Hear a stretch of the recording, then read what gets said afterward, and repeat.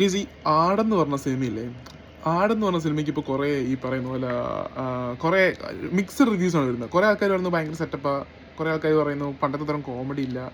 പക്ഷെ എൻ്റെ ഒരു പെർസ്പെക്റ്റീവ് പറയുകയാണെങ്കിൽ നിങ്ങൾ ചിന്തിച്ച് നോക്കി, ആടാണോ മാറിയത് ശരിക്കും നമ്മളാണോ മാറിയത്? പണ്ടൊക്കെ ഈ ഓർക്കുന്നുണ്ടോ, ആൾക്കാർ സ്ട്രെസ്സൊക്കെ മാറാൻ വേണ്ടി ഒരു ഫിലിം പോയി ചുമ്പിരുന്ന് കാണും. എന്നിട്ട് കണ്ടു കഴിയുമ്പോൾ കൂട്ടുകാരോടാ ഈ ഫിലിം ഉണ്ടോ, നല്ലൊരു ഫിലിമാണ്, അതൊന്ന് കാണുക. അങ്ങനെ പറഞ്ഞാണ് ആൾക്കാർ ഇങ്ങനെ അറിയുന്നത്. 10 പേര്, 100 പേര്, 1000 പേര്, അങ്ങനെ. ഇപ്പം എങ്ങനെയാണെന്ന് വെച്ച് കഴിഞ്ഞാൽ ആൾക്കാർ ഒരു പടത്തിന് പോകുന്നേക്കാൾ മുമ്പ് ഈ പറയുന്ന OTT കാണണോ, തിയേറ്ററിൽ കാണണോ, അപ്പോൾ ഇത് പറയും കോമഡി പടമാണ് ആണോ, അന്ന് ഒന്ന് ചിരിപ്പിക്കും, അന്ന് എന്നെ ഒന്ന് ചിരിപ്പിക്കുന്ന പറഞ്ഞാൽ ഭയങ്കര മസിലൊക്കെ പിടിച്ചിരിക്കും. ഇതിനകത്ത് എന്ത് കോമഡി ഉള്ളത്, ഇത് വലിയ ചിരിക്കാന്നില്ല, ചളിയാ. ഇതേ കോമഡി നിങ്ങളിപ്പോൾ പണ്ടത്തെ ആടിലെയും 1ലെയും 2ലെയും ഇന്നുകൂടെ കണ്ടുകിട്ട് അതിനകത്ത് ചളികൾ നിങ്ങൾ ചിരിക്കും, അന്ന് നിങ്ങൾ ചിരിച്ചോണ്ട്. പക്ഷെ അതൊന്ന് കമ്പയർ ചെയ്ത് നോക്കിയാൽ അത് ഇതുപോലെയൊക്കെ തന്നെയാണ്, മനസ്സിലായോ? ഈ ധർമ്മജൻ്റെ ക്യാരക്ടറൊക്കെ അങ്ങനെയൊക്കെ തന്നെയാണ്. പിന്നെ അതാണ് ഒന്നാമത്തെ കാര്യം. പിന്നെ ചിലർ പറഞ്ഞു ഷാജി പാപ്പൻ എന്തുകൊണ്ട് മാസമായിക്കൂടെ, അടിസിയും വന്നൂടാ, ഇങ്ങനെ വന്നൂടാ. ഇപ്പം അതിനകത്ത് സാത്താൻ സേവറുണ്ട്, പുള്ളിന് ഈ പടത്തിൽ മാസമായിട്ട് കാണിച്ചിരിക്കുന്ന.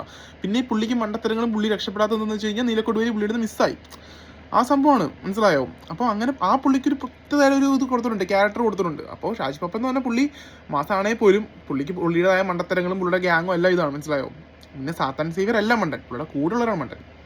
അപ്പോൾ കാലഘട്ടം മാറും, മനസ്സിലാവും. അപ്പോൾ നമ്മൾ ചിന്താഗതി മാറും. അന്ന് ഒന്ന് ചിരിപ്പിക്കുന്ന പോലെ ഇരുന്ന് കഴിഞ്ഞാൽ ഈ ഭാവിയിൽ ഈ പറഞ്ഞ ഡയറക്ടേഴ്സിന് കോമഡി പടങ്ങൾ ചെയ്യാൻ വേണ്ടി മടിയാവും.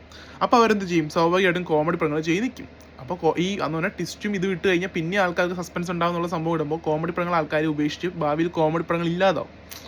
ഇപ്പോൾ പണ്ടത്തെ കുറേ സിനിമയുടെ കുറേ തരത്തിലുള്ള ജേണേഴ്സ് ഇപ്പോൾ നിന്ന് പോയിട്ടുണ്ട്. കാരണം ആൾക്കാർ ക്രിഞ്ചാണ്, ഇതാണ്, ഈ ബോറിംഗ് ആണ്, ലാഗിങ് ആണെന്നൊക്കെ പറഞ്ഞു. അപ്പോൾ പുതിയ പുതിയ സാധനങ്ങൾ വരും. പക്ഷേ കോമഡി നിന്ന് പോയി കഴിഞ്ഞാൽ ഒരു കൂട്ടം കോമഡി ഇഷ്ടപ്പെടുന്ന ആൾക്കാരുണ്ട്, അവരെയും കൂടെ അത് അഫക്റ്റ് ചെയ്യും, മനസ്സിലായോ?